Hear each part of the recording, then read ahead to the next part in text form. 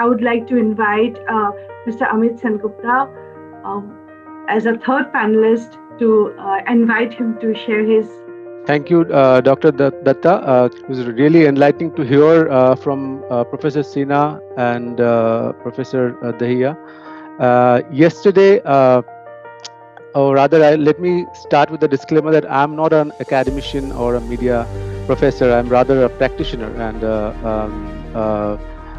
government communicator. I've been working with the British High Commission here the last couple of years. And prior to that, I've primarily been a communication specialist working with international NGOs like Oxfam and WaterAid, CARE, etc. But I started off as a journalist with Times of India in Calcutta. And yesterday, I watched a movie, Hindi movie. I'm not sure if you get to see that movie in New Zealand, Dr. Datta. It's called Chalang. It's a movie on sports, encouraging a sports curriculum among school children in a village setting in North India. So I watched it with my 7-year-old son, and we ensured that we watch it together. And after the movie, when we were going to bed, he asked me that what was the message from the film. I said, number one, it was about sports as a development tool. Sports is as equal as your important as your education. And number two, girls and boys are both equal. In the film, which portrays that a team of underdogs coached by the actor Rajkumar Rao had both boys and girls in his team, and they eventually win the match against their competitors. So, I mean, on that note, we went to bed, and coming back to this plenary session dialogue, cross-cultural dialogue, culture, gender, and equity. So, as communicators, we are primarily concerned about three objectives. Number one is increasing awareness. Number two is changing perceptions. And number three is getting collective behavior change. So first objective is changing, first objective, beg your pardon, is increasing awareness.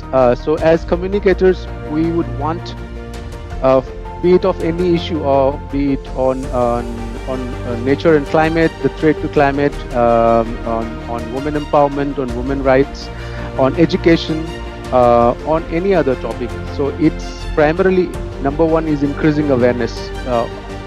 We want to increase the awareness of the audience, the awareness of the target audience, the people, the mass, or any particular stakeholders.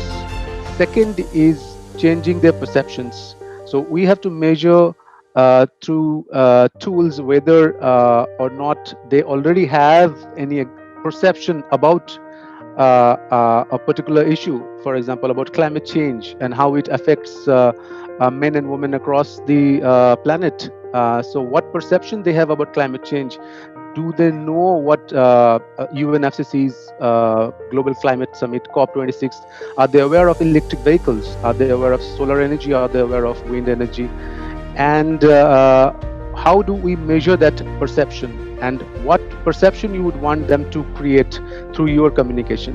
So that's number two. That's the number two objective of a communicator from government communicator perspective. And the third and the most important, I think, is collective behavior change.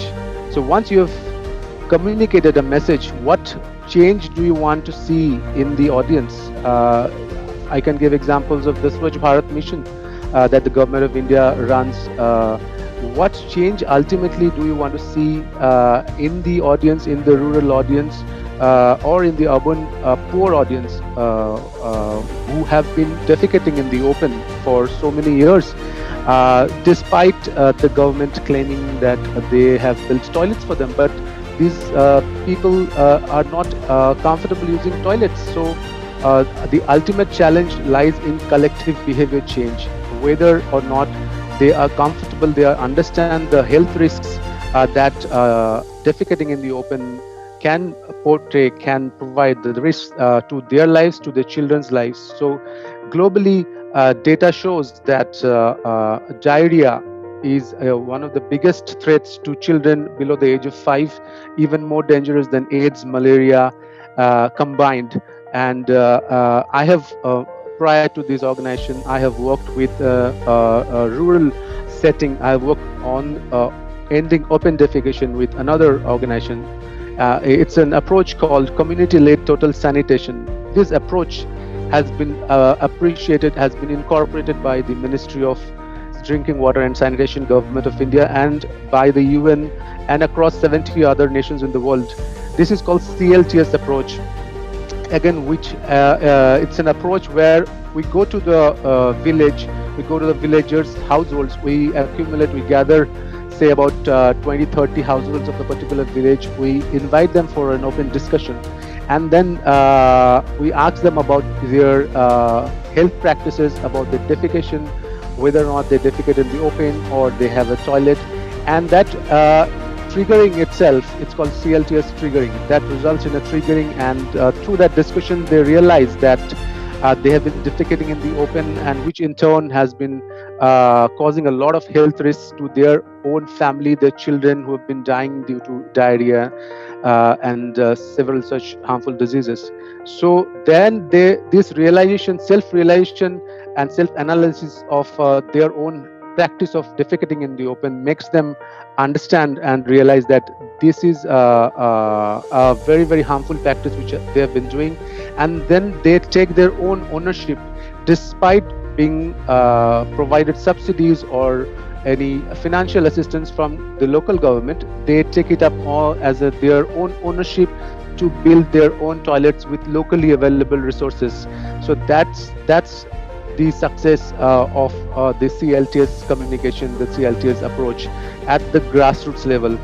So this is how I think, and again, it cuts across the gender diversity across the villages, especially the women-headed households are invited for such discussions, and we have realized that they often take the lead in communicating this to their husbands or their family members, and they become natural leaders. We call them natural leaders.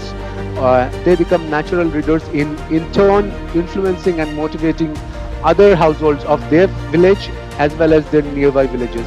So these natural leaders work independently, self-motivatedly, and in turn they create an array of open defecation free villages, not just open defecation free household, but the ultimate goal is to create open defecation free villages. So they become natural leaders, these women become natural leaders, and then we work closely and actively with these natural leaders to constantly motivate and influence other households, other villages of that particular state or district or block of that particular country. So that's how it works at the grassroots level. I mean, I was trying to build, my third objective. I was trying to build a link with the third objective, which I said is trying to create collective behavior change. So that's what I think I would like to stress upon and reiterate, that it's not just about communicating a certain messages, but again how you measure it, how whether it has or has not reached your target audience, and they have been able, and you have been able to change their perception and collective behavior change.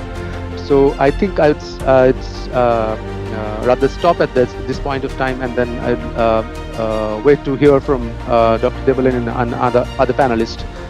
Thank you so much.